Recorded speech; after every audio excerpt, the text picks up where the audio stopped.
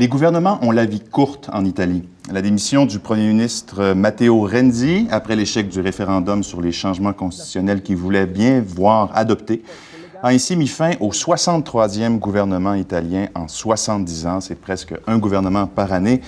Dans une Europe où montent les populismes et chutent les gouvernements progressistes, comme ceux de M. Renzi, comment interpréter cet échec référendaire et mesurer sa portée? Je pose cette question-là aujourd'hui à Frédéric Mérand, spécialiste de l'Europe et directeur du Cerium. Bonjour Frédéric. Bonjour.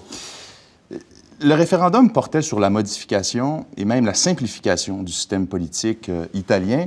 Puis, d'aucuns diront que l'objectif principal est plutôt bienvenu, vu la fréquente paralysie du système politique, de la politique italienne, de la brièveté des gouvernements. Donc, finalement, pourquoi cet échec retentissant de ce référendum-là? Il faut peut-être revenir sur les raisons pour lesquelles Matteo Renzi a voulu organiser ce référendum. Il est arrivé au pouvoir non pas par les élections, mais finalement par un putsch à l'intérieur du Parti démocrate qui a la majorité en Italie. Et son agenda, ça a été un agenda de réforme économique. Seulement, son diagnostic, c'est qu'on ne peut pas faire de réforme économique en Italie, dont on se souviendra que c'est un pays qui est essentiellement en stagnation économique depuis près de 30 ans, sans changer les institutions qui, selon lui, bloquaient l'adoption de réformes. Et donc, sa proposition constitutionnelle visait à centraliser le pouvoir dans les mains du gouvernement et à réduire l'influence notamment du Sénat et des petits partis. Et donc, c'est la réforme qu'il a mise sur la table. Le problème, c'est que comme il n'avait pas encore de mandat électif, il a dit « Si je perds ce référendum, je démissionnerai ». Alors, à ce moment-là, tout le monde s'est ligué, finalement. Tous ceux qui étaient opposés à Renzi sur la base de sa personne, pour des raisons partisanes, ou parce qu'ils étaient en désaccord avec la réforme, se sont ligués contre lui et il a perdu son pari le 4 décembre dernier. Donc, c'est pour une question antérieure et pas entièrement liée au projet de réforme comme tel qu'il est... Pas entièrement. Il y avait de véritables critiques du projet de réforme et même des partis qui étaient à l'origine favorables se sont finalement retournés contre la réforme, notamment Berlusconi, parce qu'ils ont vu l'occasion de se débarrasser de Renzi et de déclencher une nouvelle crise politique. Mais sur le fond, il y avait de véritables critiques. Ce qu'on disait, c'est... Comme quoi, par exemple? Bien, par exemple, on disait... La principale force d'opposition à Renzi en ce moment, c'est le mouvement 5 étoiles, un mouvement populiste, comme vous l'avez décrit. De Beppe Grillo. Exactement, de l'ancien clown Beppe Grillo. C'est vrai, c'est un ancien clown, oui. Et ce qu'on disait, c'est que, bon, c'est très bien de donner plus de pouvoir à Matteo Renzi, mais si dans un an, c'est Beppe Grillo qui gagne les élections législatives, à ce moment-là, c'est lui qui aura tout le pouvoir. Et donc, il y avait beaucoup de gens, y compris dans le parti de Renzi, qui se sont finalement opposés au projet de réforme constitutionnelle pour cette raison. Ah oui. OK. Mais donc, le mouvement 5 étoiles, il y a d'autres partis populistes et eurosceptiques étaient contre. Donc, est-ce qu'on doit mettre cet échec référendaire-là au nombre des victoires que les populistes enregistrent en Europe depuis quelque temps? Est-ce aussi un autre désaveu de l'Europe?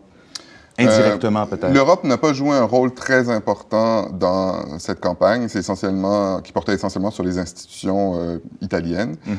Évidemment, on a vu tous les partis populistes anti-européens un peu partout en Europe qui ont interprété le non comme étant un signe supplémentaire de la défiance des populations à l'endroit de leurs élites nationales, mais aussi de l'Union européenne.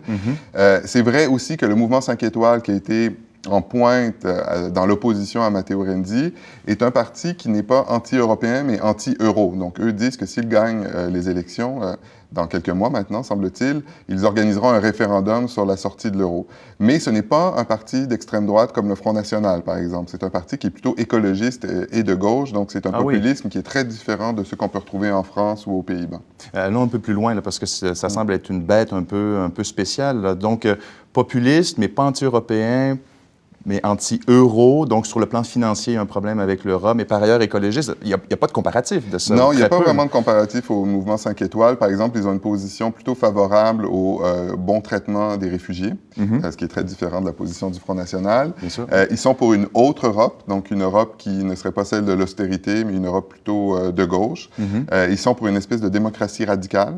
Donc, oui, le mouvement 5 étoiles est très, très différent. En même temps, ce qu'il partage avec les autres partis populistes, c'est un rejet des élites traditionnelles et une espèce de légèreté ou en fait la facilité à jouer avec les institutions politiques. Donc, dans ce sens-là, on peut les rapprocher, mais sur le plan d'idéologie, ils sont très, très différents. Donc, ce n'est pas, si je lis bien votre analyse du mouvement 5 étoiles, c'est pas exactement la chute de Renzi, ce n'est pas exactement, ou tout à fait, ou entièrement une chute d'une Xème chute d'un parti de centre-gauche ou d'un chef de gouvernement de centre-gauche, comme on le voit un peu partout se produire en Europe, là? Non, ça n'a pas été un rejet du Parti démocrate parce qu'il était trop à gauche. En même temps, c'est vrai qu'avec le départ prochain et presque certain des socialistes en France, au mois de mai prochain, Matteo Renzi était le dernier grand chef de gouvernement de la famille social-démocrate en Europe. Actuellement, il reste des gouvernements sociodémocrates au Portugal. En Grèce, mais en fait, la Grèce est plus ou moins administrée par la fameuse Troïka, donc c'est un cas différent. Presque tutelle, oui. En Suède aussi.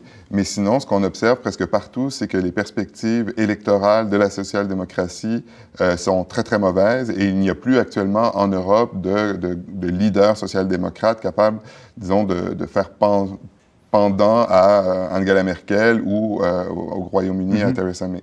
Ça veut dire, pour bien comprendre, ce qui se passe en Italie avec le mouvement 5 étoiles, c'est davantage un rejet de l'establishment, comme on peut voir jusqu'aux États-Unis, qu'un rejet de la gauche pure et simple, c'est ça? C'est un rejet de l'establishment. En même temps, on ne peut pas exclure que Matteo Renzi revienne, parce que de son point de vue, il a quand même eu 40% des voix derrière sa proposition, ce qui semble correspondre à peu près à sa base électorale potentielle pour le Parti démocrate.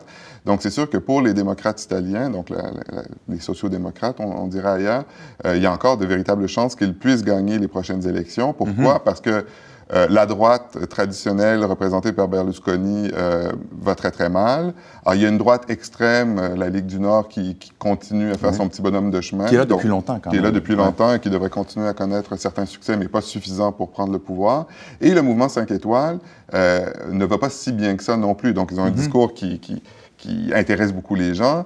En même temps, si vous regardez les sondages en Italie, la majorité des Italiens pensent encore qu'ils ne sont pas du tout prêts à prendre les rênes du pouvoir. Et ils ont gagné, par exemple, l'élection municipale à Rome et à Turin cette année. Et leur gestion de Rome, jusqu'à maintenant, est assez catastrophique. Donc, c'est un parti qui est assez mal organisé et il n'est pas du tout certain qu'ils remporteront les prochaines élections législatives si elles ont lieu, comme on le pense, au printemps 2017. Bien.